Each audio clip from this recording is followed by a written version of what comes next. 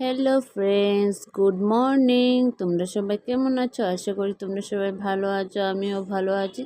তো সকালে চাটা খেয়ে এখন 10টার মতো বাজছে। তো আমি এখন থেকে ব্লগটা স্টার্ট করলাম বন্ধুরা। তো আমার পাশে থাকো, সঙ্গে থাকো। তো দেখবে কি করছি না করছি। তো এখন আমি রান্না করব। তোমাদের দাদাভাই চলে গেছে ফ্রেন্ডস। তো রান্না করার জন্য প্রথমে আমি সবজিগুলো কেটে নিলাম, ঝিঙে, টমেটো, কাঁচা লঙ্কা।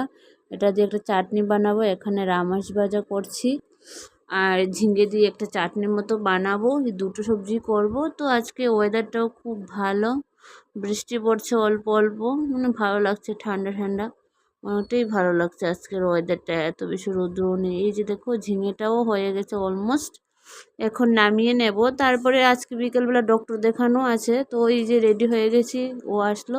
তো আমরা দুজন চলে যাচ্ছি ডক্টর দেখানো।